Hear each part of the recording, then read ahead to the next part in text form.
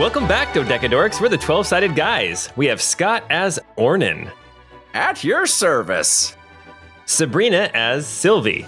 Oh, hello. Jordan as Mogram. You are most welcome. Matt as Guy. That is my name. Don't wear it out. I love it. I love it. That's great. R.I.P. Paul Rubens. Right. Yeah. Sad day. Yeah. And me, Paul, as the guy in his underwear with a serious case of swass and swasticals who's just grateful that we don't do video whilst recording these podcasts. Well, as Campaign 2 gets rolling, just a few friendly reminders. Now would be a great time for someone new to start listening to our adventures because for some people, 116 episodes can be quite daunting. So spread the word that your favorite actual play podcast is starting a new campaign, and now is the time to listen. Also, tell them to join us in our Discord server where we chat about episodes, share memes, discuss theories and spoilers, and have a great time. Twitch streaming is fast approaching, so keep an eye out on the Discord for my link and the time I'll be starting. And don't forget, for bonus content, check out our Patreon. At certain levels, you can gain access to a wiki and the maps for this campaign, as well as the previous campaign, Crystal Codex. And one last thing, keep an eye out for new merch in our online shop at 12sidedguys.com. Anyway, if you're thinking to yourself, what a horrible night to have a curse, and by curse I mean sweaty butt crack, then welcome to the party, and this podcast is for you. It's Chorus of the Forsaken, Episode 2.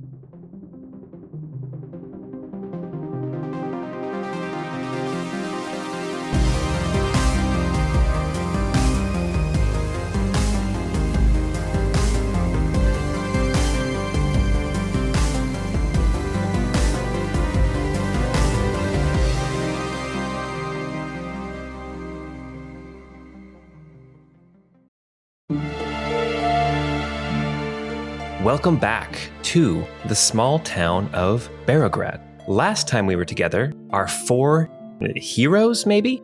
Our 4 player characters, we'll just call them that for now. We'll see how they... It's yet to be seen if we're going to be heroes or not. Our 4 as yet to be determined actually just awoke from a shared dream. A dream of a town called Oak Road, where a Kenku necromancer, an elvish wanderer, a fairy, that's right, a fairy artificer, and a halfling bard were all... Nope. It was a sorcerer. Oh, that's right. Oh my gosh.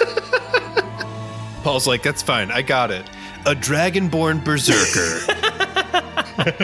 Oh, man.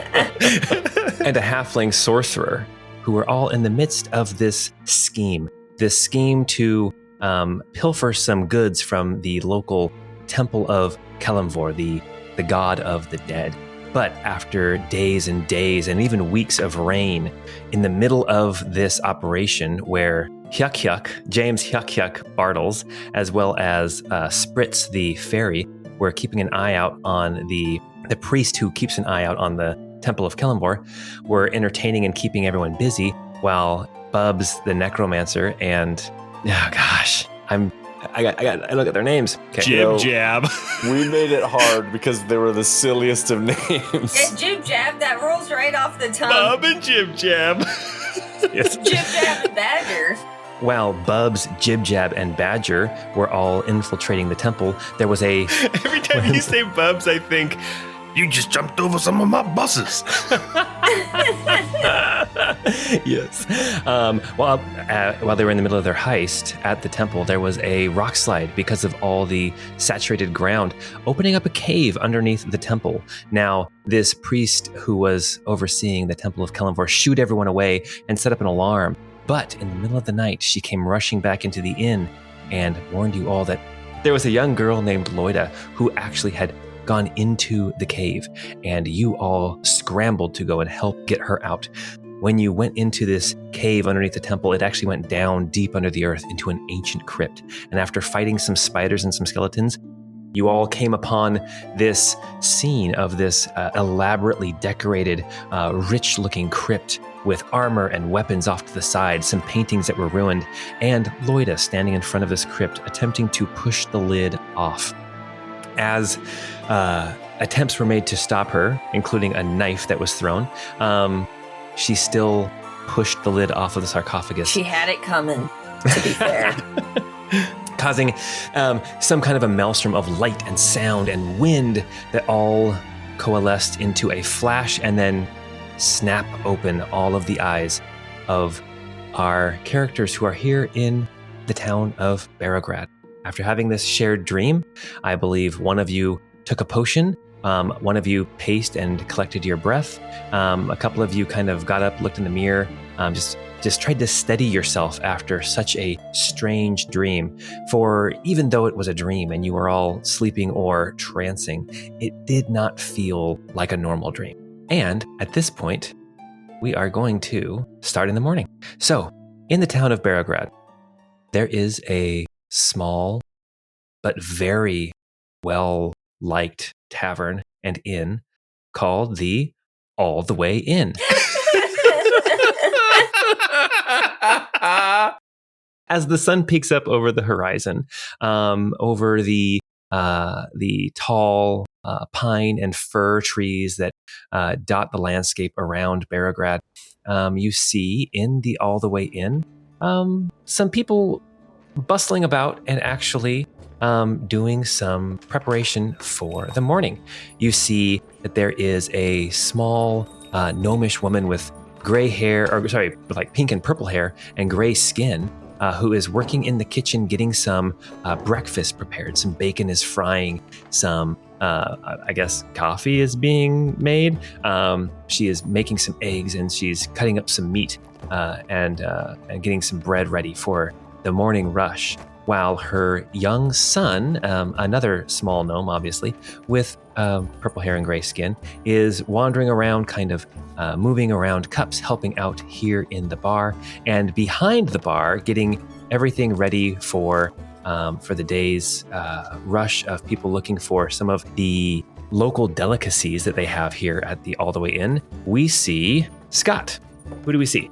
You see a deep gnome. He's got dark purple hair. At his temples, he has some braids that he pulls back and he ties the rest of his hair into a ponytail with those braids. 3 foot, 7 inches tall. One of the notable features is his left arm is missing from the elbow down. And, his shirt is kind of pinned up to cover that. He's a little portly, a little out of shape, but it looks like he can hold his own. And right now he's just wearing regular tavern clothes, just your everyday bartender attire. So you see these gnomes are all getting the inn ready. You see the young one, the young boy. He comes up to the gnome behind the counter, to Scott's character. He says, "Uncle Ornan, do the forks go on the left or on the right? I can't remember." Well, I think you put them on the left, but Uncle Ornan, which one is my left?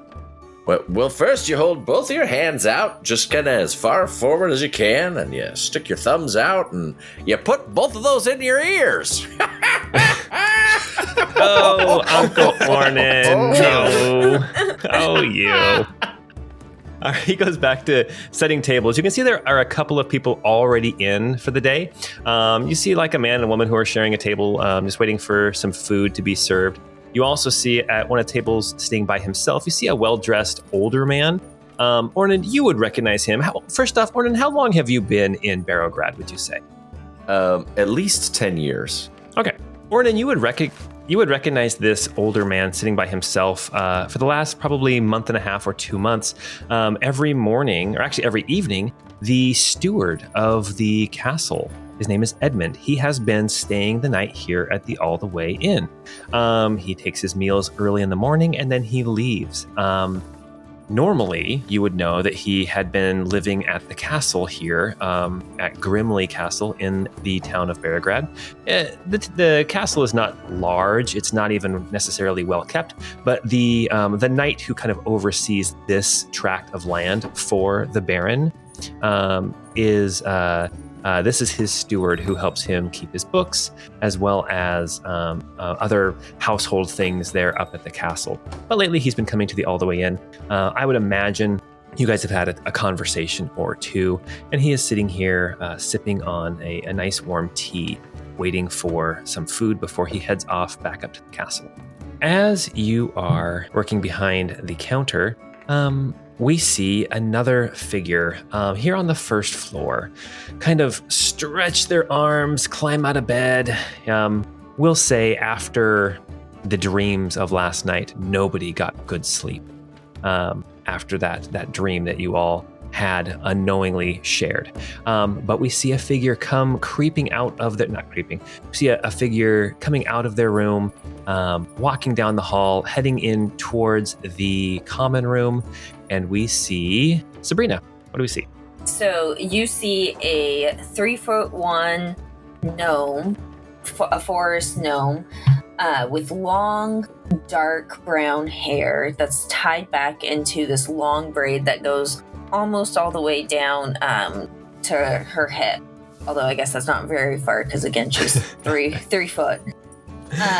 She's wearing these soft green brown leathers, and on her side is a like a redwood flute, and that's Sylvie.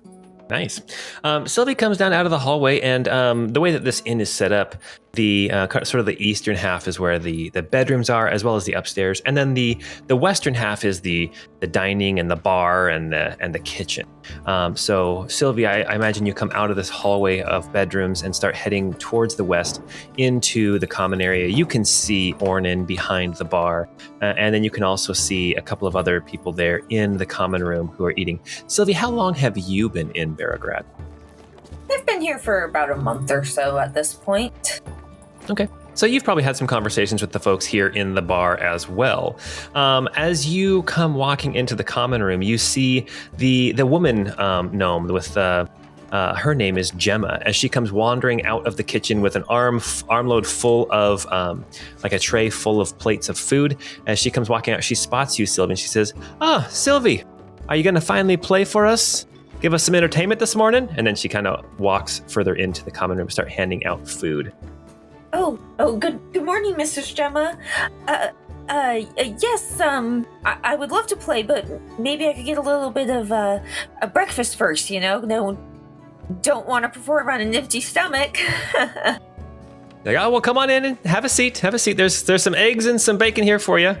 And then she sets down a plate for you, I guess at the bar. And then she moves back into the kitchen. Sylvia unloads up like an inordinate amount of food for how small she is.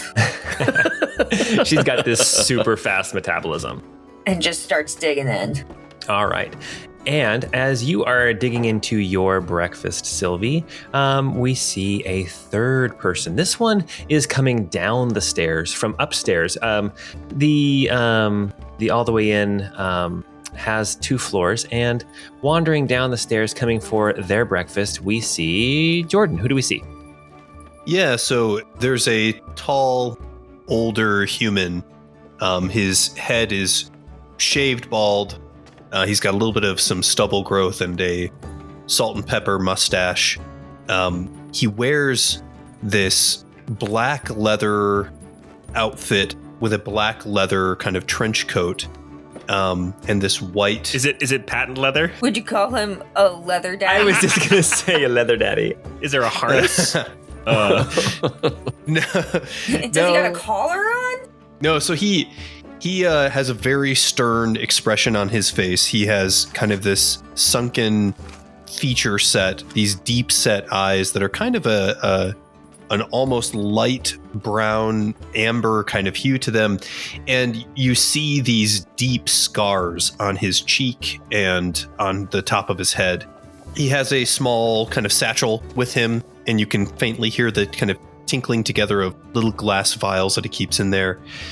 He's a man that looks like he is generally always on a mission of some sort, moving with a lot of purpose and a perpetual scowl on his face. And he walks down the stairs from the second floor, kind of rounds the corner and starts heading into the common room, and actually walks up to Ornan at the bar and would go and ask him a few questions before sitting down, if that's possible, if we want to go to that point. Hey, go for it. All right, cool. He walks up and he's like, good morning. I was wondering if you know of anybody who deals in the alchemical components. Is there anybody in the town who might be able to sell some components or who is a purveyor of such goods? Paul, Yes. would I know any sort of answer to that question? So, here's what you would know right off the bat. There is somebody who does a lot of like herbs and that kind of thing, who is a little over closer. The way that Beargrad is situated is the majority of the town is on the west side of this river, and then a smaller section is on the east side. And there's this big long bridge that goes across the river. It's a wooden bridge, but it's about 15 feet wide, so like wagons can come across it and stuff. It's really the only crossing of this river this far down. This far to the west in the barony of Alaron, which is why Beargrad even exists. But there is a house that is close to the bridge that does do herbs and other kind of plants like that. However, you wouldn't necessarily call them an expert on any kind of any kind of herb. There is a temple of Shantea, who is the goddess of like growing, like planting and gardens, that kind of thing. And there is a temple of Shantea, but that's usually more of like the harvest as opposed to like ingredients for whatever ingredients for potions and that kind of thing. Okay. Well, we do have a local herbalist, but your best bet's probably a bigger city than this one. This is fine. I just need to restock some of my own supply of things. Breakfast does not typically agree with me, but do you have any hard cheese and perhaps a sausage I could take with me for the road? Sure. His bacon is delicious, sir. You gotta try it. Would you like a banger in the mouth? That I'm sure that can be arranged. You got hard sausages and you've got some cheese and things, some bread. As you guys are having this conversation, first off, Mogram, how long has Mogram been in Beargrad? Yeah, so Mogram's been around for maybe just over a week. He tends to move around a fair amount. I didn't mention it, but slung kind of over his back, just underneath one of the like folds of his trench coat that kind of has like one of those half capes that kind of covers the upper shoulders and back. Mm-hmm. You can see a plague mask kind of, hanging out. And so he gets his living moving from town to town, as a kind of traveling doctor and plague doctor. Okay. Well, as you guys are having this conversation, everyone's kind of meeting up here in the bar. We are going to jump across town a little bit to the east and further north to Silvercrest Manor. This is I was going to call it the largest building in town, but it's definitely not the largest building in town. The castle is probably the largest, followed by a massive cathedral it's kind of odd that there's this massive cathedral here in this very small town, and we can get to that history as it comes up in the story. But the Silvercrest Manor is a relatively new construction, but a very nice manor house. And we go to a small servants' quarters on the first floor on the north side.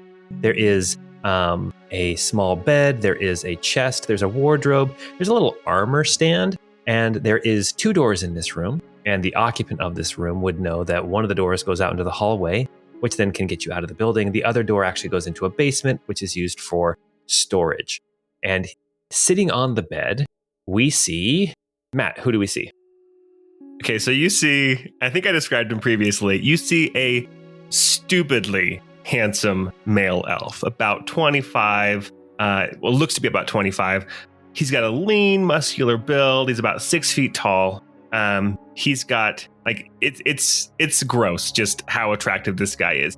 He's got almost like an olive complexion. He's got these loose brown curls, about medium length hair and brown eyes. And he's got pointed ears because he is an elf. Technically, he's an Eladrin at this point. Sitting on the bed, completely naked, contemplating getting out of bed. And he stands and he begins. He also has like that perfect like stubble facial hair that just looks. I'm not doing a good job of describing him. You're doing fine. Does he have that vicious V there? I can't believe you're gonna make Sylvie travel with such like an attractive like person. She's like so young and inexperienced. She's just make her so nervous. Yeah, he's got the V. Yes, he's got the abs and the V and all that. He doesn't look exceptionally strong, but he's lean, right? He's got that defined muscle, and so he gets out of bed, and he's extra troubled because he had a dream, and he doesn't sleep. He trances as an elf, and so dreams are uncommon for him. At least nightmares like what he had. So he's kind of shaking himself out of that, and he starts to get dressed. When the typical clothes that he wears are tight leather pants, and he wears like a blue striped like tunic with almost like the puffier sleeves, like you would see. All I can think of is, what was his name, Prince Edward from Enchanted. Oh yeah, but not Giselle! Quite that. Not that big and puffy, but just Okay. And you said there was an armor stand. There is some older but still nice looking armor on that stand, which includes some like a brigandine breastplate and a visored sallet helm with kind of the flare in the back, and with a big gold feather. Well, quick question. So you mentioned the shirt. For the leather pants, are we talking like Goblin King David Bowie leather pants? Those were leather. I swear those were like sweatpants, like super tight thin sweatpants, like cloth leather. pants. Are you sure they were I'm sure it wasn't body paint. I mean, let's be honest. No, they're like a tan. They're like tan, and they're snug, but they're not like. Gotcha. They're not body paint. Well, as you are pulling up your pants, there is a small knock on the door that goes out into the hallway. I'll leave them unfastened and go answer the door. What is your body language as you answer the door? My body language is, I know who this is, or I'm assuming I know who this is, and so my body language is kind of leaning up against the door like I'm in a Calvin Klein ad. The door opens as you go to answer it, and there is standing on the other side, not who you expected. There is an older tabaxi man. He has sort of this tan and orange fur with some black linings, a white muzzle, but he also has like extra hair hanging down along his jawline, like little white tufts hanging down, sort of like those guys who have like the really long sideburns that like hang down, but they don't do like the goatee part of the beard. Like that's kind of what it looks like, but it's very well manicured. Oh, like the sideburns that go clear down your neck. Yes. And like on the sides of your Adam's apple. Yes, but as a tabaxi. Yes. You recognize this man. His name is Percy. He is the butler here in Silvercrest Manor. As the door opens, pardon me, Sergey, but the lady of the house wishes to speak with you in the library. I will leave you to dressing. And then he starts walking away down the hall. I will say, as soon as I saw that it was Percy, my body language changed, and I started fastening up the pants and all that. Okay, so I'll go.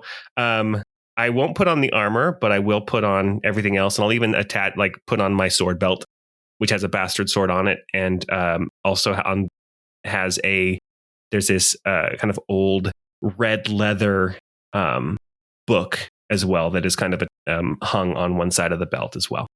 Okay. And I'll go in and see I'll go head to the library. Okay. Awesome. So as you head out into the hallway of Silvercrest Manor, you know that there's a door right across so you're in like this servant's room on the first floor, which the rest of the servants don't sleep on the first floor. They sleep up on the second floor.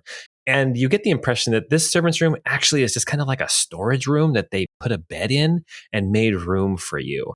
Right across the hall is the doorway into like kind of the latrines. Like there's literally toilets right across the hallway from you. So not the best place in the house, but you are right next to one of the back doors. So you can get out of the building really, really easily.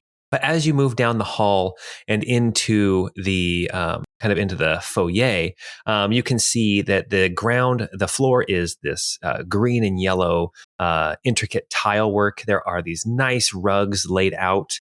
There is a grand staircase that goes up to the second floor, and you can see there are hallways going to the kitchen. There are doors going to a dining room. You can see that there is the door to the library as well as another like a drawing room down here. You can also see that there are a few figures moving about this area of the house, including a small halfling older woman with a very stern expression. I don't know if you would know her name. Not, but I wouldn't pay attention to the help's name. Okay, yeah. So she glances over at you, and you don't need a perception check to hear like a as you move past her and into the library, which is kind of down on the southeast corner of the building. As you walk in, which actually it's right next to the grand entrance to this house. But as you walk into the library, you can see it's a library in basically in name only. It's about 20 feet by 30 feet. There are bookshelves along one wall.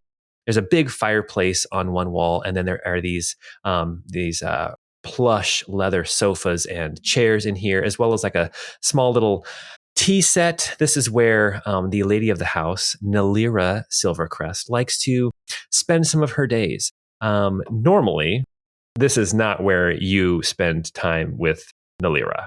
I'll leave it at that. What do you mean?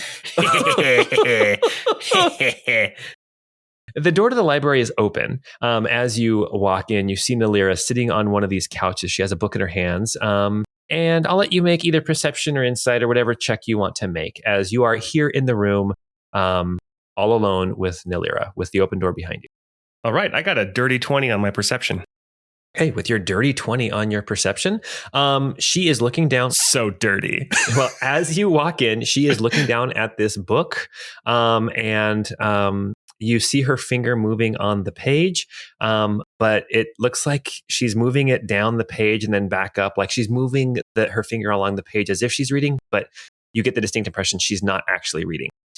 Maybe her mind is elsewhere as she sits here with this book. And you walk in and she does not acknowledge you. Okay, so as I walk in, I will, again, take that same sexy pose on the door frame as I shut the door behind me. Okay. As you go to shut the door, you can see that standing like across the way, fixing some like towels and stuff on a little table, you see Percy the butler, and he just kind of shakes his head as the door closes. So I'll let the door close a little louder to kind of get her attention, so that she looks up and she sees me there. Okay, she looks up and she sees you, and she kind of gives you a smile. With your dirty 20 perception, you see it is not the same smile that you are used to getting from Nalira. Lady Silvercrest, you requested my presence? Yes, I did, Guy. Guy, have a seat, please. I will sit on the chair across from her, not next to her on the couch. You have been a guest in my home for how long now? I believe it's almost been 3 months.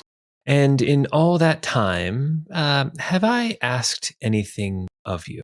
I mean, besides the obvious. Oh, I should probably describe Nalira. Nalira is in her late 50s. She has this jet black hair. She is thin. She dresses very nicely. She has some wrinkles, but she has this elegance about her. You can tell that she's an attractive older woman. She's a MILF. Anyway, yeah, she asks you, she says, in all that time, have I asked you for anything besides the obvious? I mean, aside from, obviously, the rules of the house, no, you haven't. I have a favor. I need you. I start to unbutton my shirt. She says, she pulls out a letter and puts it on the table in front of her. She says, my son is coming to visit, and I would have you go meet him on the road and escort him back here to Beregrad. Oh, your son. You were not aware of any family. Oh my god, he doesn't know he has a stepson now. I don't think that's the nature of our relationship.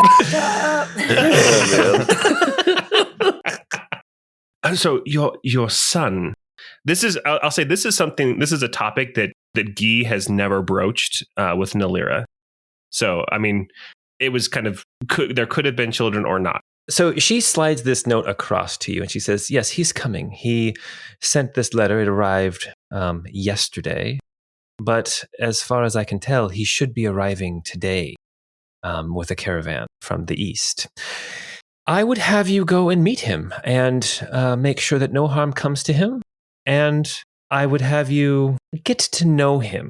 Introduce him as Daddy. This is where I start to go, ooh. She goes, no. I will be frank. I have not seen my son in a decade, and I do not know why he comes back now. I would have you get to know him. I would have you find out what his plans are in coming back to Beregrad after so long, and I would have you report back to me. That can be arranged. Am I to go on foot, or is there a horse from the stable that I could borrow for this journey? I don't know. I don't know much about travel. I haven't traveled in years, but I assumed you had some sort of conveyance yourself. But I guess go by foot. By foot it is. I shall grab a quick bite and I'll hit the road. I wouldn't go alone, just so you know all the rumors I hear. And it's dangerous to go alone, I know. Oh, and this letter, I'll take this. Yeah. She left the letter for you to take. I was making a Zelda joke. Oh, it's dangerous to go alone. I'll take this. Oh gosh, yes, yes. She says yes, and I can't help but think of my poor husband out there and what befell him. So, and then she reaches over, she puts a hand on your hand. She says, "Please, my Guy, be safe." Then she pulls her hand away, grabs her cup of tea, and says, "You're dismissed." And we are going to cut back over to the All the Way Inn. Now on the first floor, it is, we have got basically right where we left off. We have Ornan serving drinks. We've got Sylvie at the bar eating her breakfast, scarfing it down. We've got Magram waiting for some cheese and some meat. Well, actually, first, is there anything anybody wants to say to each other before we kind of move along? I mean, I don't think anything specific, but Sylvie would definitely, say hi to what is it? Ornan. And would, because I'm assuming they kind of know each other, would probably chat casually with him. Yeah, now, they're two different kinds of gnomes, right? Yes. They're both gnomes, but different kinds. Okay. Ornan is a deep gnome. Yeah, Sylvie's a forest gnome.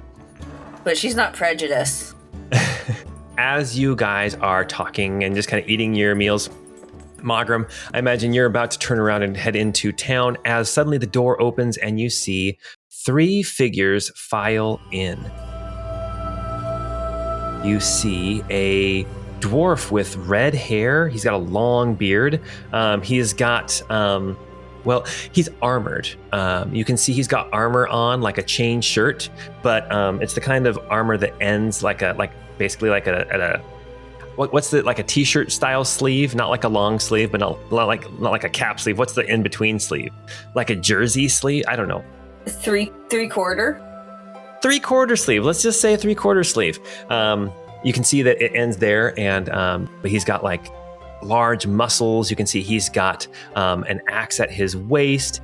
Actually, no, he's got an axe across his back. And you see following behind him, you see this thin, dark-haired human come walking in. He is also dressed in armor. He's got sword at his, actually a sword across his back as well. And you see following behind, you see this young, silver-haired elven woman come walking in. Something about the thin man with the dark hair and then the silver-haired elven woman, they both have like tattoos on their faces, wavy lines and that kind of thing that kind of look like fire or flame. The dwarf does not, but you instantly recognize 3 inquisitors or acolytes of Aona, the goddess of sort of purging of evil. They call her Aona, the eternal flame. Now, anyone who has been here in Beregrad for any amount of time knows that within the last month, there were 4 inquisitors who came into town. There has been a lot of scuttlebutt, a lot of rumor going around about these inquisitors and what they're doing here and why they're here. The Church of Aona, while not unknown in these parts, really hasn't had like a foothold this far out into the wilderness. And now all of a sudden there are 4 inquisitors, 4 acolytes, 4 missionaries of Iona, if you will, who have come into town. And for the last month, they have been. Remember, I said there's this large cathedral in town? Well, let's talk about the history of that cathedral for a little bit. That cathedral, nobody's quite sure who actually built it first or who it was dedicated to or whatnot. But it has kind of gone from different deity to different deity. Different clerics and organizations have utilized that cathedral. It has been rededicated multiple times. And honestly, what the rumor is that it's just too big for a town this size. The cathedral is older than the town. But recently what happened was the Church of Shantea, this the goddess of growing things and gardening and that kind of thing, the harvest, moved out of that cathedral because it was just too big. They built their own smaller chapel. And now these Aeonian inquisitors have moved in. For the past month, they've been making it their own. And now, for the first time, anybody here in town has seen them, well, at least 3 of them, all together. I want Ornan and Magram to make either perception or insight checks. And Sylvie, I just want to know how you're feeling. I'm feeling pretty full, first of all. Okay. And so when the Inquisitors come in, Sylvie will be kind of quiet, sort of stop eating and try to make herself even smaller than she already is. It's very clear that these people make her nervous. Okay. Why don't you make a perception check as well, Sylvie? It looks like we had insight checks from Magram and Ornan, but let's have you make a perception check, Sylvie. All right, let's see. That is a 18. Wow. Okay. So let's go to the insight checks first. So Magram, what did you get? Yeah, so Magram rolled a 13 for his insight check. Okay. Magram, as you are looking at these newcomers who have just wandered into town, you actually see that one of them, sorry, I have things written down in lots of different places. You mean you're not making this up off the top of your head? Wow. I thought you would have had it all memorized by now. Yeah, he makes these tokens as they come on the screen. Yes. I am literally making tokens all the time. He is God. Well, I can't see anything, so I'm just taking your word for it that there's tokens here. Well, you know what? The listeners can't see anything either. So, Magram, you look at these inquisitors, and the first thing that you notice with your 13 insight, it looks to you like the Church of Iona has different sects, different organizations, different groups, kind of like how the Catholic Church has like Franciscans and Jesuits, etc. The Ionian Church also has different sects, and it looks to you, just from looking, that the dwarf is from a different group than the other 2, the ones who have tattoos on their faces,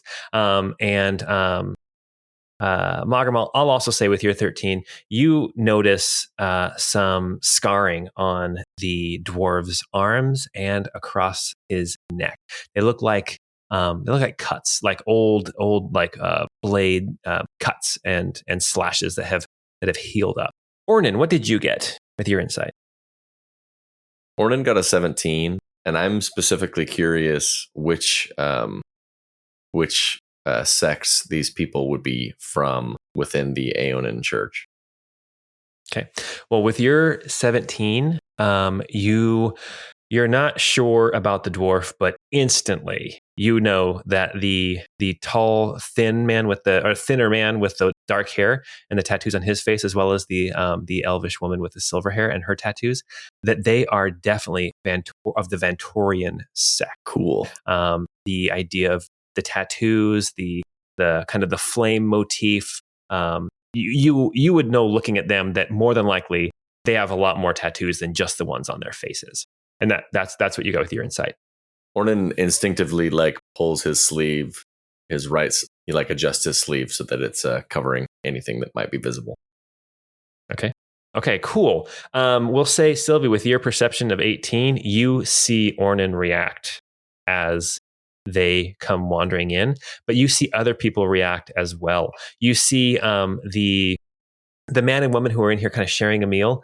They kind of take a couple bites and they kind of lock eyes, and then they quickly both stand up and they depart. They are no longer in the inn. And you notice that the steward named Edmund, who is sitting there by himself, the older man who works at the castle, you see him glance kind of side-eyed at the three of them, and then just kind of put his head back down, but like not looking up at all anymore and just eating food. So it's like he's purposefully just kind of ignoring everything going on around him as he eats. The presence of these three Aeonan inquisitors, these acolytes of Aeona, has not gone unnoticed. As you are all standing there, you see Gemma come wandering back out of the kitchen. She glances over at you, Sylvan, and she says, "Come on, let's hear some of your music. We've been waiting." Oh. And right as she says that, in wanders, looking for some breakfast, this disgustingly, disturbingly handsome elvish man in goblin I wouldn't king say pants. disgustingly, disturbingly. I said stupidly handsome. Oh, stupidly handsome. The stupidly handsome Just the elvish most man. gruesomely handsome man I've ever seen.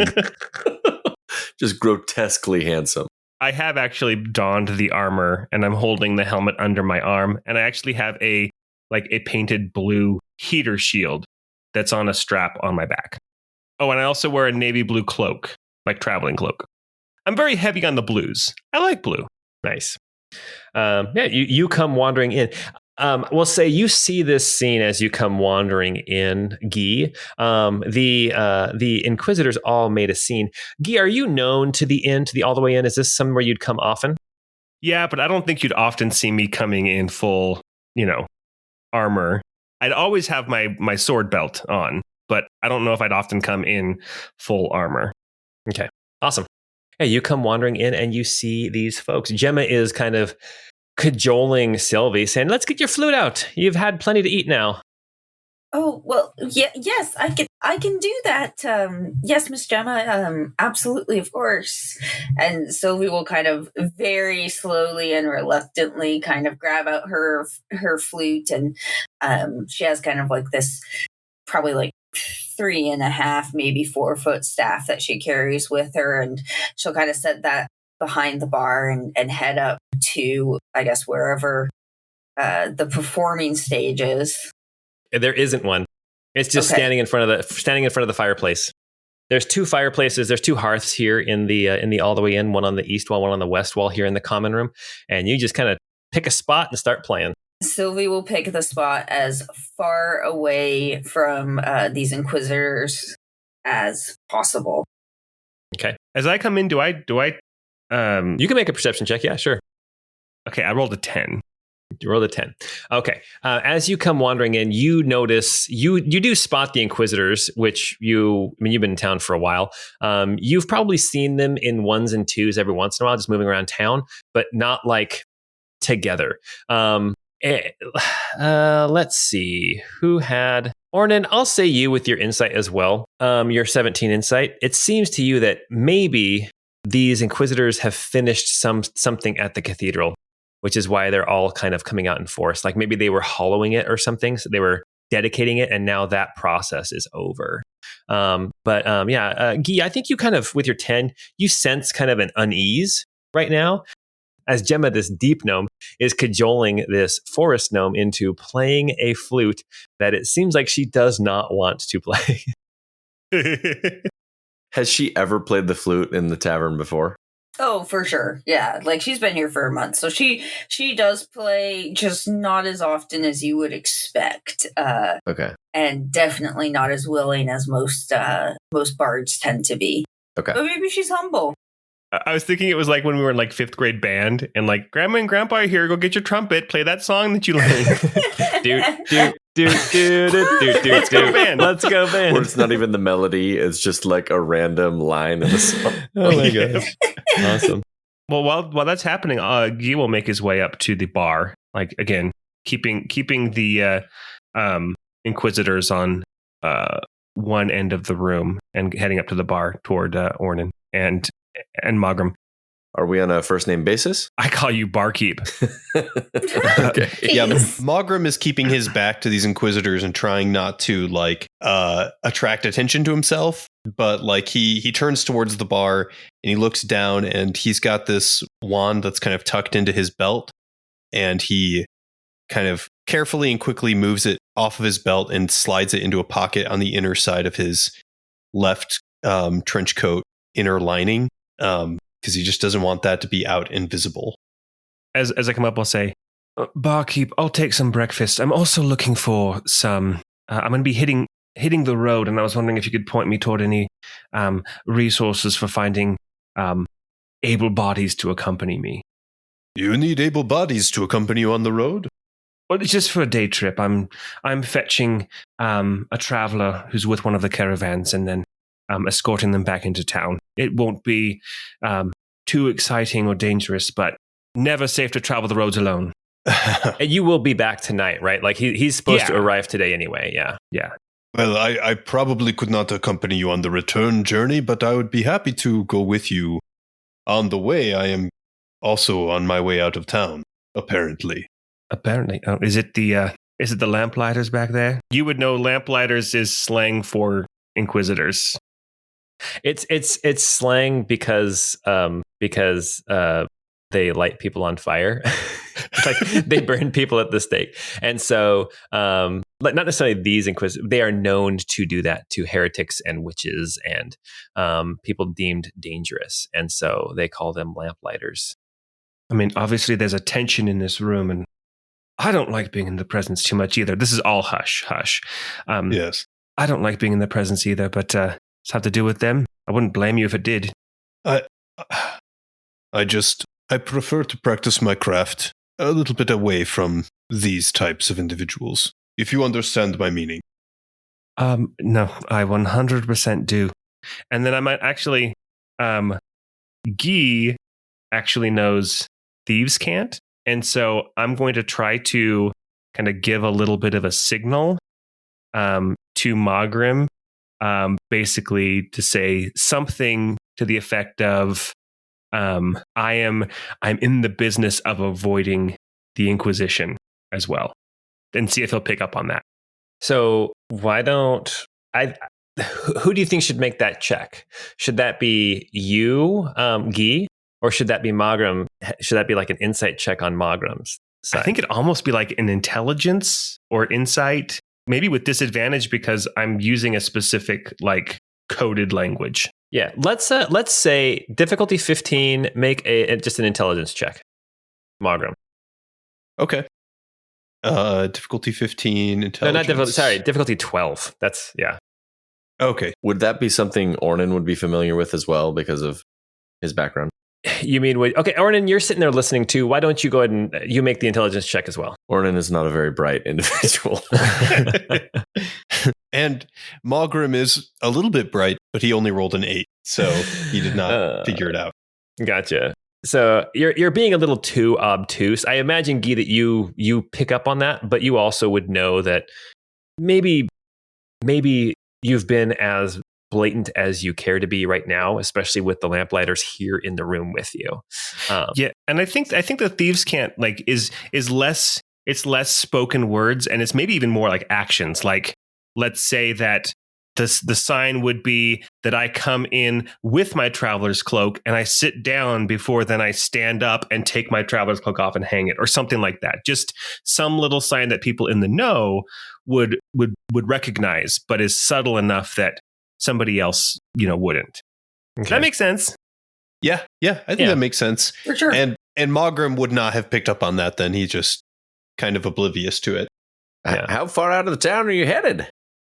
I'm taking the East Road out until I meet the caravan. They're supposed to arrive today, so I imagine probably no more than 10 miles out and 10 miles back. It'd be a pretty long day, but not impossible. Gemma steps up and she's like, "Oh, you're going out to meet the caravan." She turns to you, Ornan, and she says, "Yeah, we've got some supplies that are coming in on the caravan too." I was Ornan looking at Gemma and then like eyeing the Inquisitors. He says, "I think it might be a good idea for me to head out there too. Just to, check up on things." Well, I think we should not leave all at once. Well, while you guys are talking, Sylvie is breaking out her flute and starts playing some truly questionable notes at first. Let's see that performance check. Like, Yes. well, at first it is very like jarring and just kind of like Chippets. But then after a couple minutes of sort of almost warming up, I'm gonna kind of cast a minor illusion here and have just sort of some nice flute music playing behind me, but I'm gonna start moving. I'm gonna driving crooner it. So you have rolled a performance check. So how bad does it start for Sylvie? That was a 5. Oh, jeez. It starts out with some hot cross buns on a recorder. Oh my gosh. And Guy is singing along, 1 penny, 2 a penny. Yeah. As you are playing and as you do this minor illusion, the Inquisitors in the room are not paying any attention. The steward actually gets up and he walks out. At some point, he is done with his meal and heading off to the castle. I would like Ornan, Mogrim, and Guy to all make insight checks or investigation or perception, just something to see if you spot the subtle weavings of Sylvie's her magic. Guy rolled a 14. Ornan got a 12. And Mogrim got a 25. Got a Mine nat got 20. a I'm natural normally 20. a lot better at this. I'm just really nervous. Yeah, I think that Guy and I would say Guy and Ornan don't notice, but Mogrim, you can almost hear the split second that it goes from actually playing to the minor illusion. Like you can tell, and I would assume that you kind of like glance over at Sylvie and you see her playing, and you recognize that she is definitely augmenting her skill. Yeah. Under his breath, Mogrim's going to kind of say to himself, he's like, careful, little one, careful. Okay. So quietly enough that even Guy sitting right next to you or Ornan across the bar would not necessarily hear you. Yeah, I think so. As we have a guy in armor with a big shield on his back and a big yellow feather on his helmet. He's not necessarily wearing the helmet right now. Gold. It's a golden feather. Golden feather. Sitting next to a guy in black leather. Kino, this little boy, this little gnome, this little deep gnome comes wandering up and he's like, are we wearing costumes today? Should I go get a costume on too? Is it a holiday? Costume? Yeah, What are you talking about? This is so that when the blood splatters, it does not stain my shirt. And my clothing is so that people may know that I am a defender of. Yeah, it's a costume. he's all cool costume and blood. He's like one of those kids. He's like cool. All right, and he kind of wanders off. Gemma calls him. I want to see more blood. All right. Ornan pours Guy a free drink and nods and says, "Thanks for that. I was worried what you both would say." So Mogrim does not get a drink, but Guy does. Well, Mogrim almost terrified the kid. Oh, awesome. Mogrim's going to turn to Guy and say, "At what time do we want to depart? I should grab some things from my room before we depart, yes?" Sure, you can go grab your things now. Honestly, I would just like to finish putting these bangers in my mouth, and then I'll be ready to go. Well, if I'm going to accompany you, I should probably go get changed first. All right, and we'll be afoot. Don't worry. I don't. We won't need any kind of mounts. Ah, this is good. Mounts and Mogrim do not mix very well. Honestly, that coat is so long and kind of fitted. I don't know how you'd even sit a saddle in it. I'm not sure how you move your legs. Yes, a problem I ran into many times in my life. I prefer to be on foot. I shall return promptly. I will go to my room and get my belongings, if you wouldn't mind waiting for just one moment. As this conversation is happening, Sylvie, now that you're not actually playing and you're using your minor illusion, I would imagine that you probably picked up on some of the snippets of this conversation. I would definitely say as soon as I am done, as soon as that minor illusion is done, I will take a bow and scurry over to that conversation and say, Orem, sir, did I hear that you were heading out of town? Well, there's a caravan with a shipment of some goods for us. I'm gonna step out for a minute. Stretch my legs and walk with these fine gentlemen for a moment. Oh boy, I've never seen a caravan. That sounds so exciting. Do you think I could come with you? I'm real good at making my own way. I can catch fish really well. You won't have to worry about me. I'm sure you can follow along. I don't see a problem with it. Amazing. And then I will go grab my stuff, and she will scurry upstairs and get out of this room as fast as possible. How old is Sylvie? She's like late teens, early 20s. Okay. Awesome. So Guy, now sitting alone at the bar, will be like, well, I guess I found the people who are coming with me. And I'll continue to eat my sausages and hash browns. Yeah. Awesome. Nice. It's amazing how good things work out for really handsome people. It's like life is just easier if you're really handsome. Yeah. Everybody wants to do so many cool things for me. It's like John Hamm's character on 30 Rock. Oh, yeah. He was so dumb. Exactly. But I he's love so it. good looking. That's so good. Didn't he like get his hands cut off or something like that at one point? Yeah. Yes. Yeah. Oh my gosh. He has hooks. Oh my gosh. All right. Well, very good. So you guys are all gathering some things together. So we will kind of jump ahead. What all are people going to gather as you all separate? So Maugrim will go back up to his room, and up there he has kind of his traveling pack, a very small hand crossbow that's more for like small darts than it is actual bolts. He grabs that and kind of throws that into his pack, and then throws the flap over so it's not as obtrusive. Grabs a wide black leather flat-brimmed hat and throws that on his head, and then takes up a walking staff. And before he exits the room, he reaches into his inner vest pocket, kind of inner vest lining, and pulls out a necklace with a symbol for Kelimvor. And he mutters a really quick prayer and kind of kisses it briefly and then tucks it into his shirt and then walks out of his room to meet Guy down in the common room. Ornan, what are you going to go grab? What do you do? Ornan goes to get an old suit of armor and a tabard from his home village, deep underground. And he also brings his war pick. It's a long pick with a very like sharply angled spike at the back end of it. And he also grabs his backpack, and his backpack is huge. It is easily twice the size of him. And when he wears it on his back, it stands probably like just shy of 6 feet tall. So it's maybe 2.5 feet taller over his head of just pure massive backpack. Random things hanging off of it. He's got, you can see like a fishing rod sticking out one side, and the shape of all sorts of random things inside the pack. It jingles a lot, makes a lot of noise. You got the Samwise Gamgee pots and pans hanging off the side type of thing. Definitely. Awesome. Mr. Frodo. All right. And Sylvie, what all are you grabbing?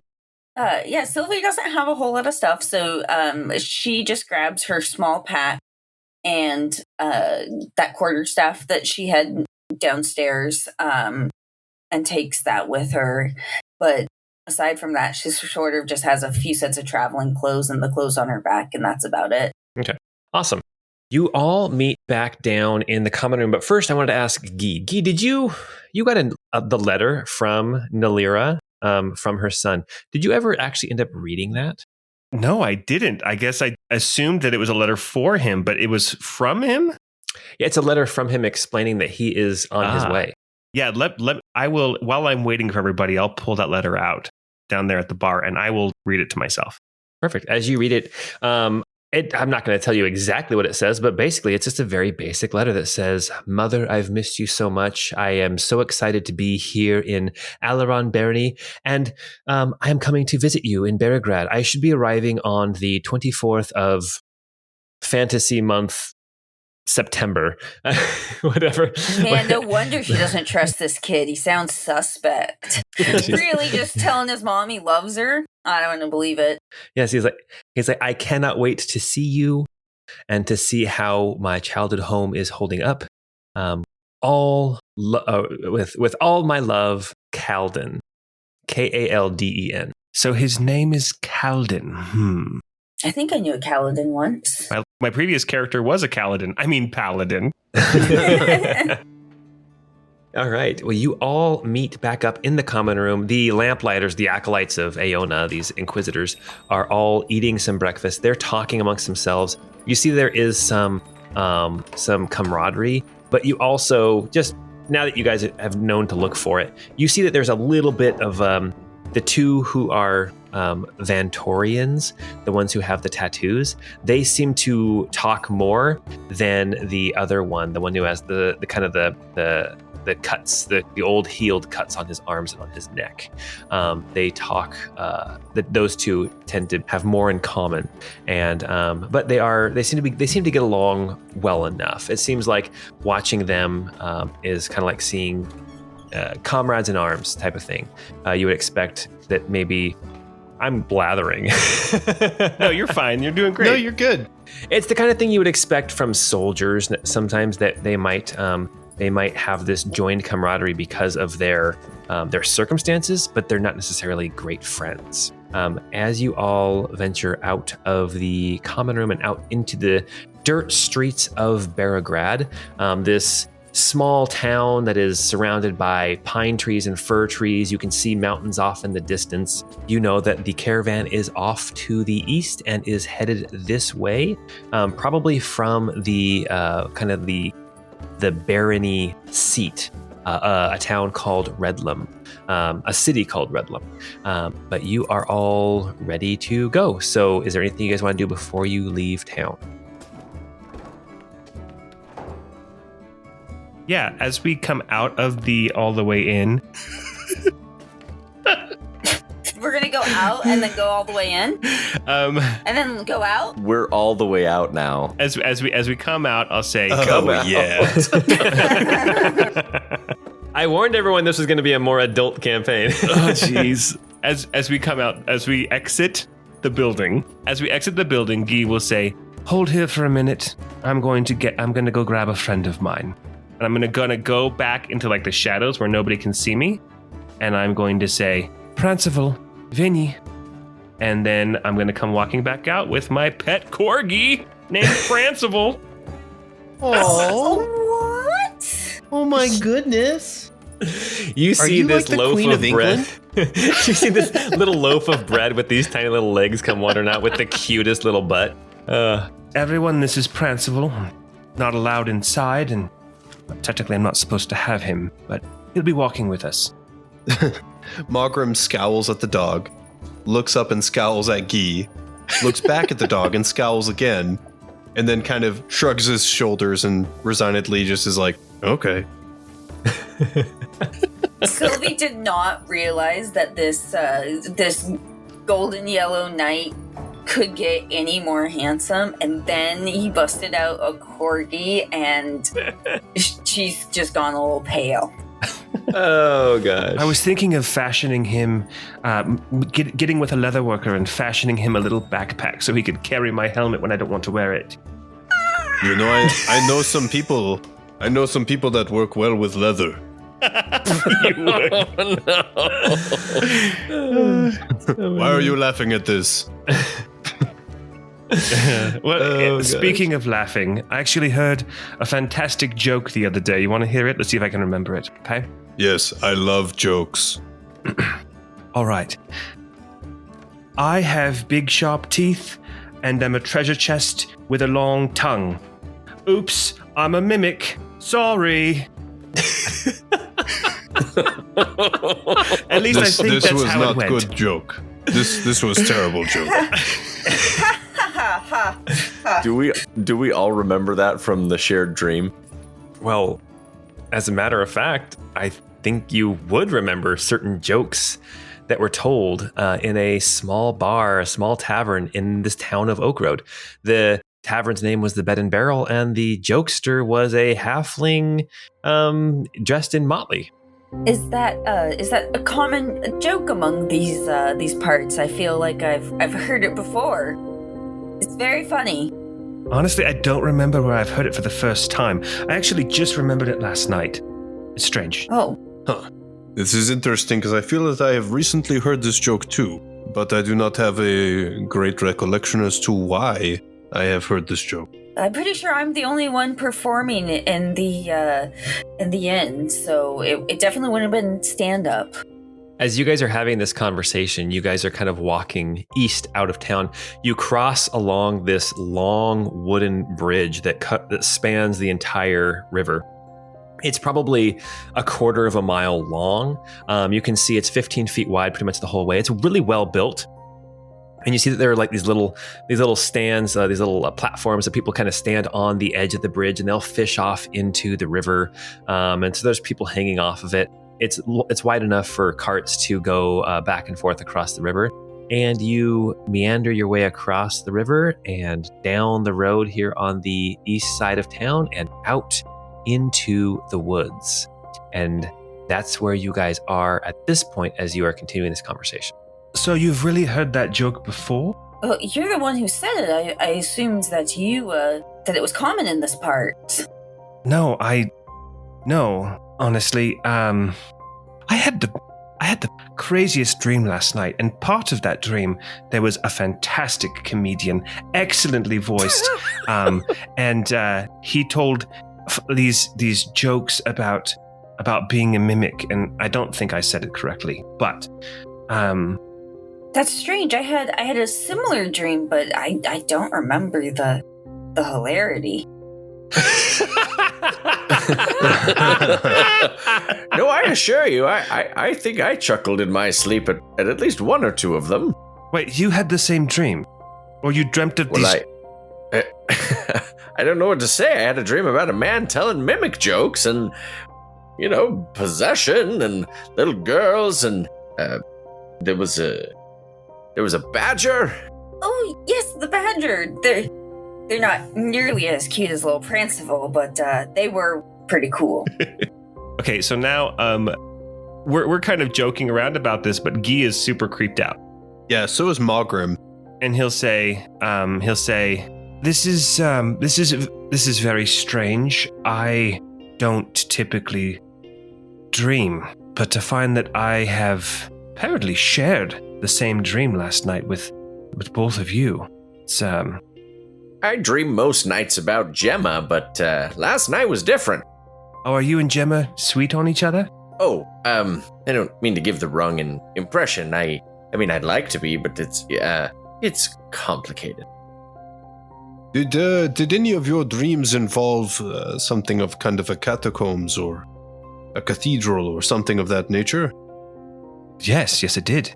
It ended there. It ended horribly. It seemed very deep and dark. This does not bode well. Someone threw a dagger at a child.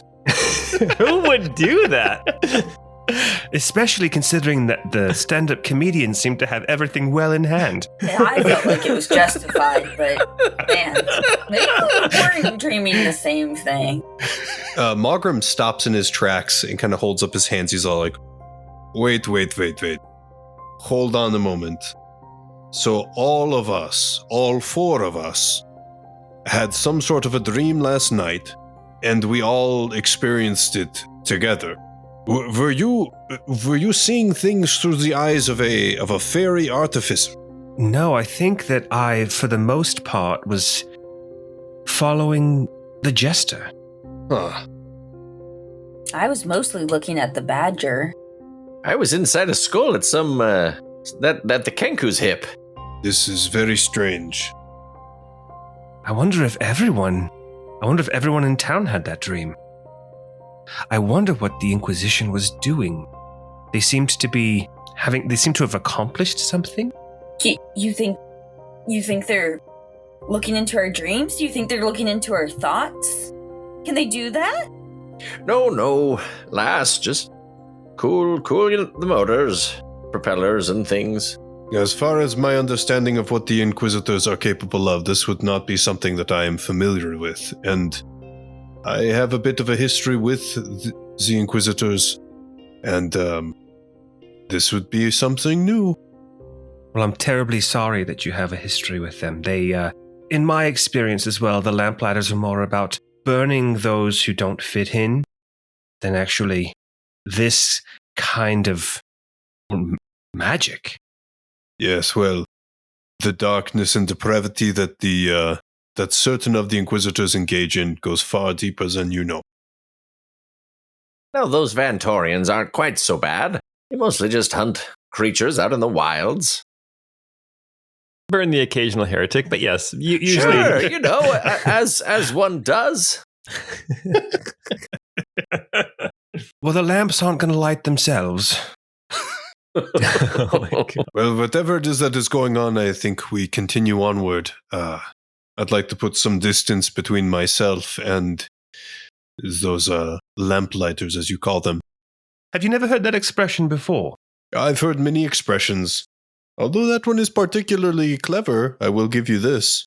Well, that where I come from, where I used to reside, it was pretty common to call them lamplighters.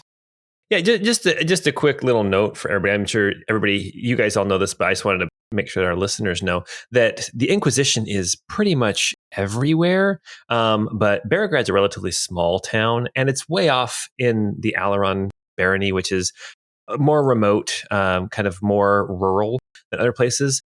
So the Inquisition being here in this town is unique. That's just because it's such a small town, it's kind of so far out here.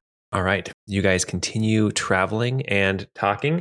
If you guys are done conversating, yes, I said conversating. If you guys are done conversing about the dream. So I understand that wanting to leave the city for you, Mr. All Dressed in Black. But what about Barkeep? Why are you seemed pretty eager as well to get out of town. Oh, well, we've got the caravan coming. It's sometimes they need a hand with things. I rolled a 7 insight, so that seems reasonable. Yeah, makes total sense. It's been a minute since I've stretched my legs. It'll be good for me to get out. As a barkeep, I don't get to stretch my legs very often. Well, you saw the little stand we have. I've got a little platform behind the bar, so I can stand at it and be at a reasonable height above the actual bar top. Yes, I mean, that's pretty great. So I mostly just walk back and forth. Right. Not stretching your legs or using your legs. Sure. You mentioned giving them a hand. Have we noticed anything about your hands, or is that still? Did you mention that? Yeah. Well, I think I mentioned it in the character description when briefly. Okay, but I must have missed it. I was looking for what I'd written down earlier. Yeah, Ornin is missing his left hand from the elbow down. It's Iramiel in disguise. On his right arm, he's wearing a long sleeve shirt. It was rolled up, but he rolled it down when the Inquisitors came in. And then you, I assume as well that you had a perfectly logical reason for wanting to get out of that tavern once the lamplighter showed up. And I'm talking to Sylvie. Yeah. Yes. I had a good reason. I just, I've never seen a caravan, and I thought it would be really cool, so I just wanted to go see it. You got to make a deception check with disadvantage on that. You've never seen a caravan. How did you arrive in Beregrad in the first place? You don't travel alone. She's a wood gnome. We're known for traveling alone. Actually, I got a 13 deception, so that's not bad. That's not bad. If anybody wants to try to insight that and see. I rolled a 9. Okay. Insight. All these explanations seem very reasonable. Ornan got a 16, but he's not going to call her out on it. Right. He'll say, "Oh, she's from the forests. They don't have the same culture that we do." Yeah, I feel like because Orman and I have been hanging out at the bar a little bit, so I feel like we know each other. Gotcha. Would you guys have confided in each other some of your past or anything like that, or some of your? Not or is that all necessarily still directly at this point, but I think that he definitely would have picked it up, unless if he's really oblivious. If Sylvie has been around, especially like after hours after the bar's closed, she might have seen some tattoos on Ornan's arms, on both of them. Okay. All right. Well, I don't think we should have any problems. Honestly, in the daylight, just a larger group should be enough to deter any kind of wild creatures. But I'm hoping that each of you could defend yourselves should the need arise. But if not, you can always stand behind me. And I'll take my shield off and hold it in my left hand. Sylvie swoons a little bit at the chivalry. And I straight up just like take my right hand, my sword hand, and I just put the visor down. Oh my gosh, that's so funny.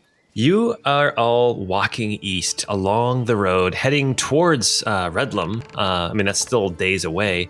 But I think what you had mentioned, maybe 10 miles max is what you had said, Guy. Yeah. 10 miles comes and goes. The road is kind of muddy and wet because it's raining on and off here this past couple of weeks.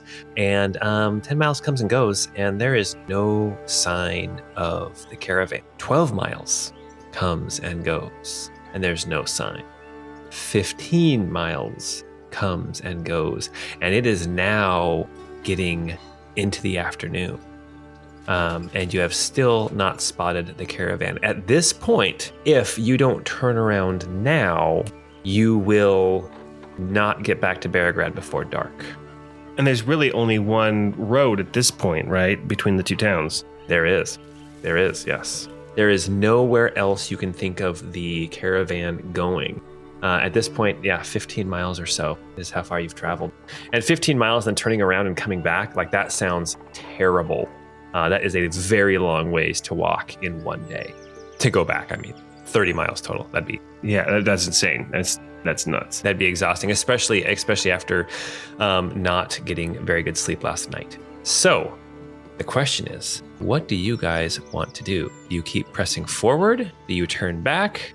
Or are you going to look for a place to settle down? Well, Margrim, you said you were going to continue on, so maybe we camp with you tonight, and if you're willing, we could continue moving eastward and see if we can run into the caravan. But at this point, I'm afraid something might have befallen them. They were able to get correspondence to my mistress, but mistress, wink, wink.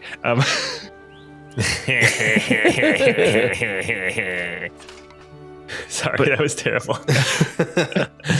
I'm wondering if maybe just the caravan was delayed a day or two. Yes, it seems that there are strange things that are happening here. I, of course, would welcome the companionship for the evening if you'd like, but I do not think that I would very quickly return to Beregrad. So it's still kind of early in the afternoon. Are you guys going to keep pushing forward for a while, or are you guys going to stop? I think, honestly, I feel like we should continue pushing forward. It's too late at this point to make it back before nightfall. So we're going to have to find a place to hunker down. So I say we keep going, see if we can find any sign of the caravan. And Prancival, let me know if you smell anything. Let me know if you smell anything out of the ordinary. Uh-huh.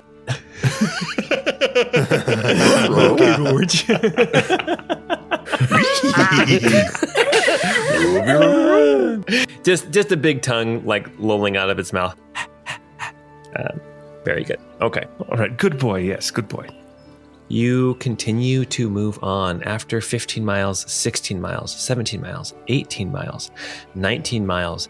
As you hit that 20-mile mark, it is starting to get kind of towards dusk, and you come around a turn in the road, and you see a sight. You actually hear it before you arrive. You hear the sounds of horses. You hear like, oh, hey, oh, pull again. And you come around the... That's not the sound horses make, Paul. And she would know because she played Mary-Kate and Ashley's Winter Circle. I did. Oh, gosh. Okay, that you hear the sounds of horses as well as grunts and moans and people pulling and people shouting. And you come around the corner and you can see what looks like...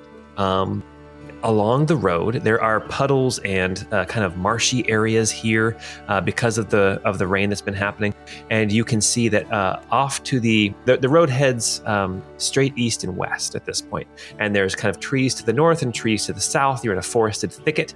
There is a little bit of a rise further to the north, a little like a 10-foot cliff, and then more trees and forest going off to the north. But along the road, you can see it looks like there is a tree that has fallen across the road, and then you see two carriages that are kind of stopped on the road. One of them, the front one, it looks to have tried to go around the fallen tree and is now stuck in mud.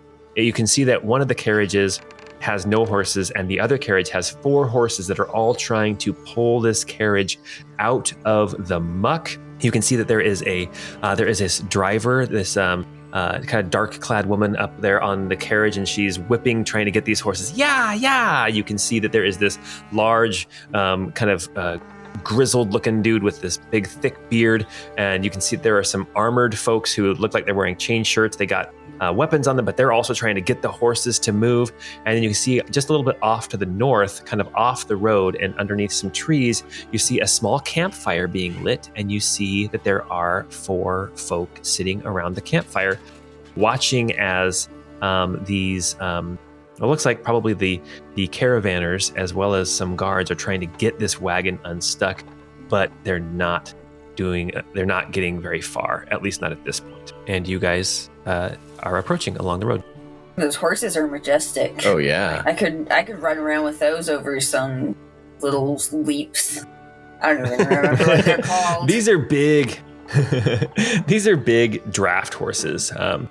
These are bred to haul these carriages up and down the road. Don't even come up to those horses' knees, Sabrina. No, you guys are so tiny, so tiny. But yeah, you can see there's a group of like 4 people sitting around a campfire starting to get settled for, it looks like they're going to be staying here for the night potentially as they're trying to get this one carriage unstuck. And as you guys watch, you see these 4 horses actually finally get this carriage up out of the mud, and you see people like wiping their hands and everything, and then you hear kind of the gruff guy with the beard at the front. He's like, all right, now this time, instead of trying to go around it, let's use the horses and let's haul this tree out of the way, and let's try to actually stay on the road this time.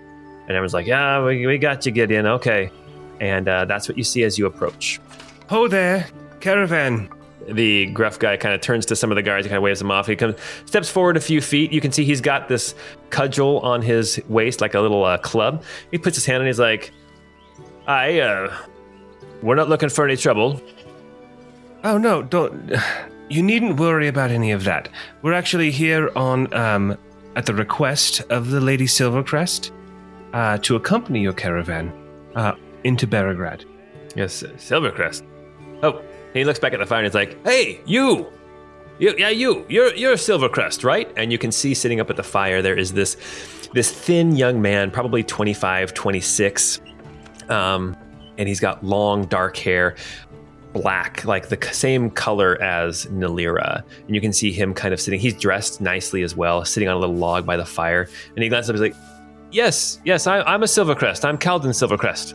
Under my breath, I say, good Lord, I'm the same age as her children. Yeah, dude.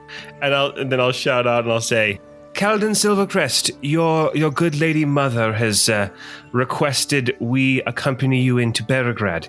Oh, well, it looks like we're stuck here for tonight, so it'll have to wait till the morning, I guess.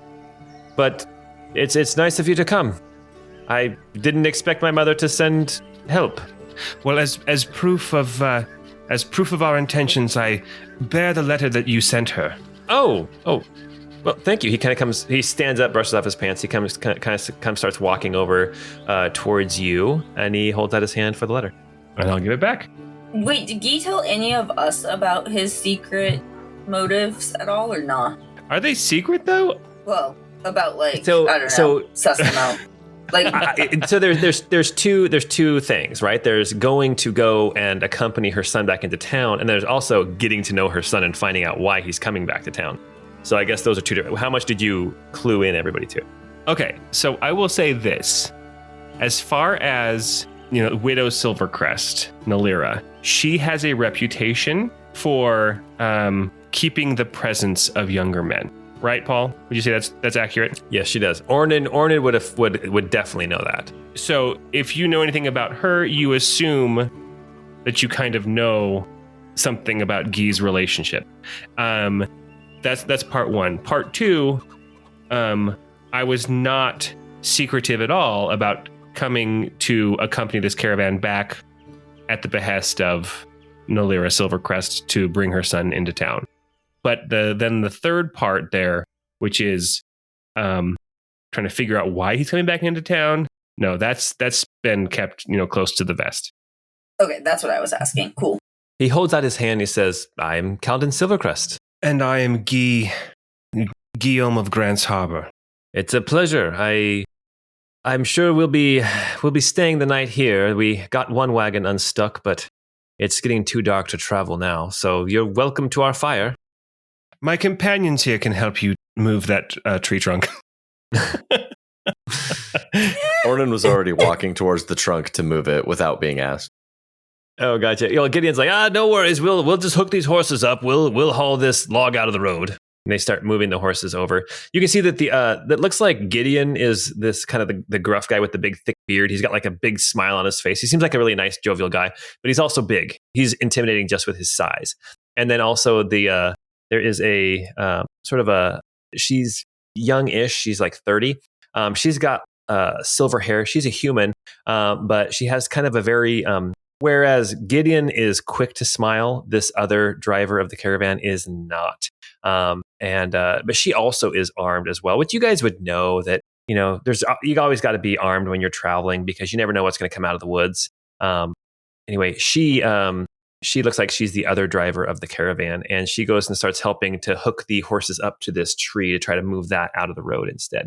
Ornan, what are you doing? You're going over to help? Yeah, Ornan's going to help. He's just going to, butt in and be like, well, if you hook it around that way, see that branch right there, it'll snap. You gotta twist it around the other side. The silver-haired woman, this other driver, this kind of stern-faced woman, she looks at you. She says, she kind of scowls over at you, and then Gideon says, "Oh, no worries, little brother, we've got this. Why don't you go make yourself comfortable by the fire?" And then he's strapping up the horses. And yeah, what's everybody else doing? I like to think that when somebody calls Ornan little, that's the only time he's ever not super nice and friendly. He's like, "Why you little? Like, how dare little? Little? You call me little?" He's pointedly still there and did not go to the fire. I did notice that. That's perfect. Like arms folded, just watching the work get done, like nodding your head. Yep. Yeah, Mogram just completely ignored the whole horse physical labor thing and just walked right up to the fire next to Guy. Yeah, Sylvie does not like horses, so she will follow behind Mogram and just kind of hang out.